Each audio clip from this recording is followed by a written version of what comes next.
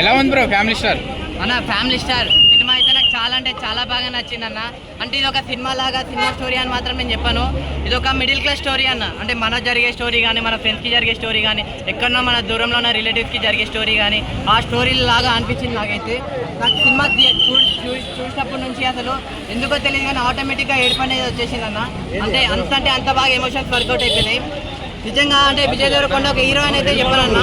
అంటే మన ఇంట్లో ఉన్న మన అన్న కానీ, మన బావ కానీ, మన తమ్ముడు కానీ, మన బామర్ది కానీ, మన బాబాయ్ కానీ, మన పెద్దనాన్న కానీ, ఇలా మన ఇంట్లో బంధువులాగా అనిపిస్తాడు విజయ్ అన్న. నిజంగా ఇట్టయితే కొట్టేసిండు. అంటే ఖుషితో రాడ్ అంటున్నారు అన్న. హైలైట్స్ అయితే సీన్ హైలైటే అన్న. ఆ సెంటిమెంట్ సీన్ కానీ, ఆ ఫస్ట్ ఒక సీన్ చెప్తాను విజయ్ అన్న గురించి. అంటే పిల్లల్ని కూర్చోబెట్టి, అరే ఈరోజు మీరు స్కూల్కి వెళ్ళకండి, ట్యూషన్స్కి వెళ్ళకండి, ఎక్కడికి వెళ్ళకండి, మీరు ఇక్కడే ఉండండి, మీకు ఎక్కడ నేర్పే లెసన్ అనేది నేను నేర్పిస్తాను.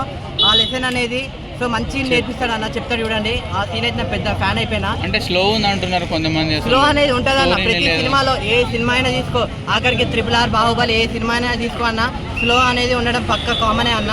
సో ఉంటుంది, స్టార్టింగ్ స్లో ఉంటుంది కానీ నాకు సినిమా ఓవరాల్గా అనేది చాలా మంచి సినిమా, మంచి ఫ్యామిలీ స్టోరీ సినిమా అన్న.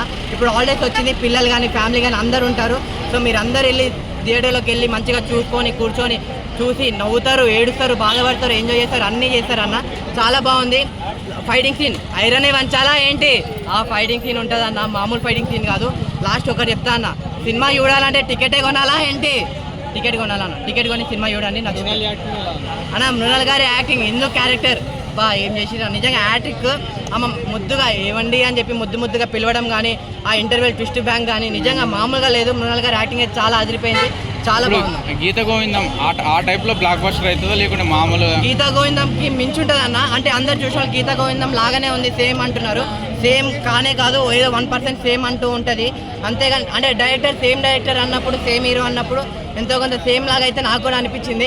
అంతేగాని గీత గోవింద్కి మించి ఉండిపోతుంది అన్న. సినిమా అయితే బాగుంటుంది. Thank you.